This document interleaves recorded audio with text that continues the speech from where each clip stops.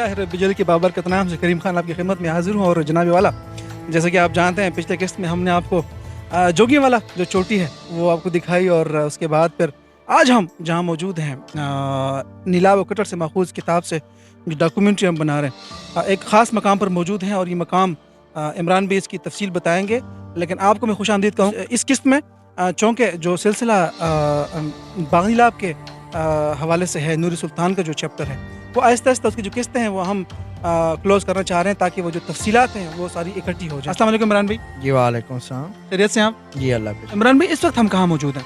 जी इस वक्त हम मौजूद हैं जी, ये तख्त पीर शाह ईसा कताल, तख्त बावन पीर के नाम से मशहूर है।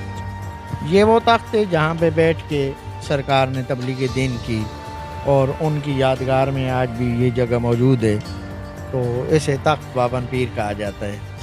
जी मैं थोड़ा सा इनका शजरा आपको बता देता हूँ।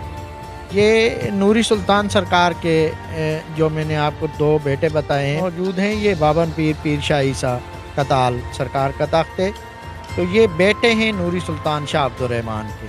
तो आगे इनके जो बेटे हैं वो हैं पीर शाह ईसा कताल के जो बेटे हैं, ये हैं हलीम शाह, दीवान शाह, सैयद रंगे जलाल, शाह अब्दुल रब। ठीक है जी। तो ये जो आगे हैं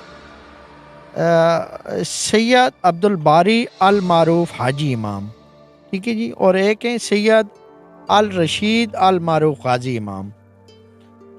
तो इनके आगे हलीम शाह जो हैं सबसे बड़े, इनके आगे बेटे हैं जिंद अली, मेहदी मुस्तफ़ा, शाह महमूद, शाह अताउल्लाह, शाह फैज़ुल्लाह।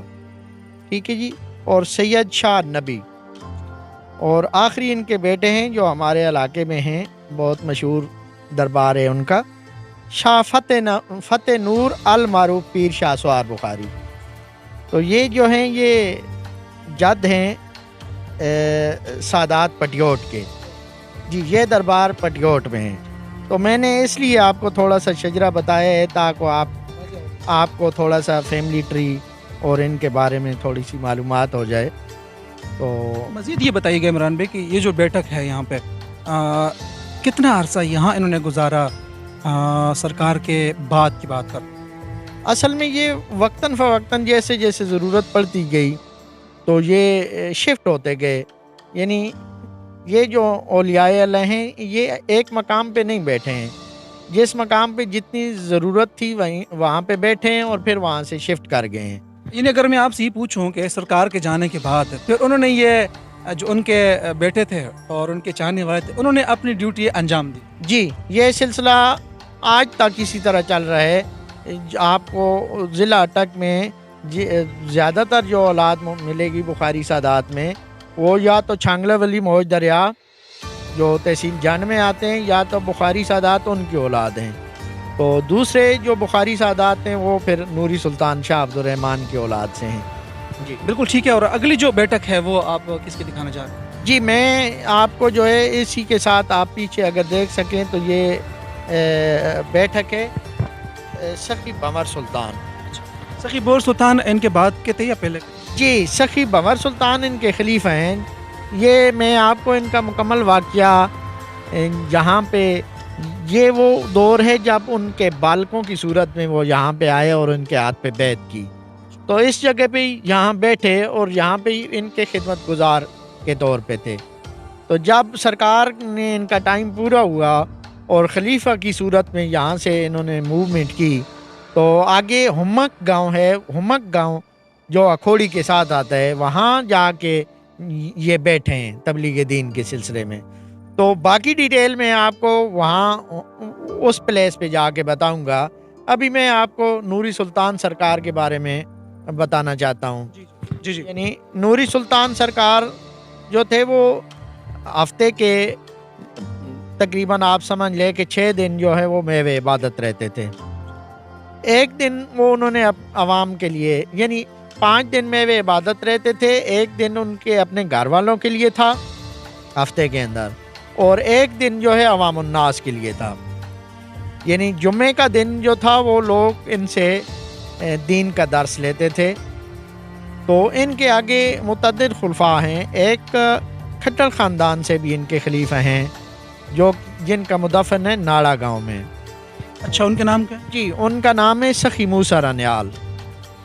جی سخی موسیٰ رنیال. ہم بالکل میں عمران بھائی معافی چاہتا ہوں، میں بالکل اس جگہ مقام پر گیا ہوں عمران بھائی، اور مزید جو یہ جو معلومات کے بعد جو وہاں جانے کا جو شرف حاصل ہوگا اس میں ایک الگ مزہ ہوگا. جی یہ ہمارے خاندان کے فرد ہیں، کھٹر خاندان سے ہیں، اور ان کو یہ شرف حاصل ہے کہ وہ پیر شاہی سکتال کے خلفاء میں ان کا شمار ہوتا ہے.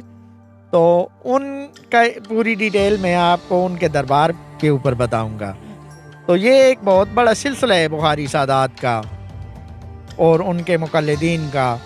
تو اس طرح جو ہے یہ نوری سلطان سرکار یہاں بیٹھے، اور اس طرح ان کے خلفاء اور ان کے پیروکار اور ان کے ماننے والے، اور آج بھی یہاں لوگ آتے ہیں، یہاں عقیدت مند آج بھی آتے ہیں سلام کرنے کے لیے، یہاں پہ چادریں چڑھاتے ہیں، ٹھیک ہے جی، اور اپنی عقیدت کا اظہار کرتے ہیں.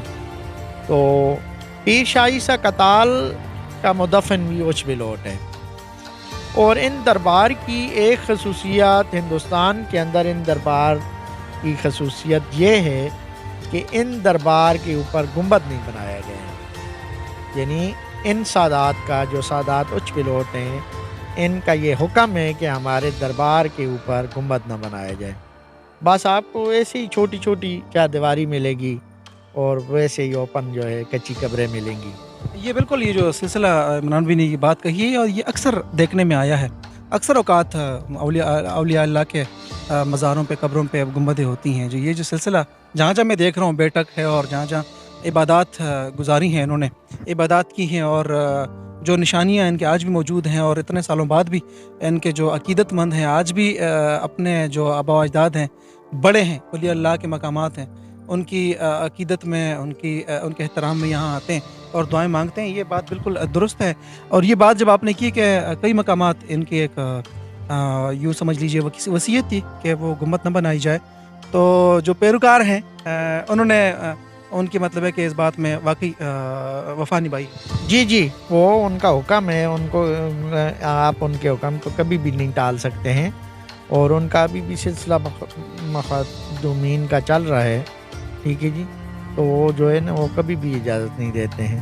بالکل چلتے ہیں اگلے سلسلے کی طرف. عمران بھائی سے پوچھیں گے کہ یہ جو سلسلہ ہے، یہ اس پر آپ یہاں جو نور سلطان سرکار کا معاملات ہیں باغ نیلاب کے پاس، یہاں پہ یہ اختتام پذیر ہوتا ہے، آگے تو مزید چلے گا سلسلہ؟ جی یہ آگے چلے گا جی. ہم آپ کو سخی بنور سلطان، پیر شاہ محمد داؤد اور سخی موسیٰ رنیال، تو وقتاً فوقتاً ہم آپ کو ان کے جو مزارات ہیں، ان کی جو بیٹھک ہیں، ان پہ بھی آپ کو لے کے چلیں گے، اور آگے ان کے بارے میں بھی ڈیٹیل بتائیں گے.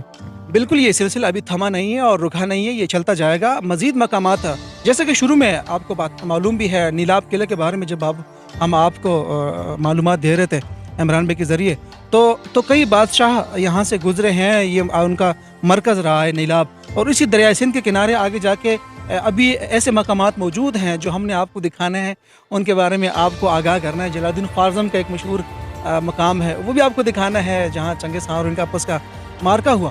یہ جو سلسلہ ہے یہ مزید آگے جائے گا، لیکن جو موجودہ یہاں کے ولی اللہ ہیں اور یہاں جو سلسلہ چل رہا ہے بزرگوں کا، اس کا سلسلہ مزید آگے سے آگے تک جائے گا. مزید ہم نیلاب سے آگے جا کے ریکارڈنگ کرنے جا رہے ہیں بقیہ علاقوں میں، تو ہمارے ساتھ رہیے گا. بالکل کریم خان آپ کے ساتھ رہے گا اسی پوری ڈاکیومنٹری میں. اور اگر آپ نے جاتے یہ کہوں کہ اگر آپ نے چینل سبسکرائب نہیں کیا کریم خان آفیشیل، تو وہ سبسکرائب کر دیجئے، اور جو بیل آئیکن ہے وہ بھی لازمی دبا دیجئے گا. تو چلتے ہیں اگلے کس کی جانب، تب تک کے لیے مجھے اجازت دیجیے گا. اللہ نگہبان.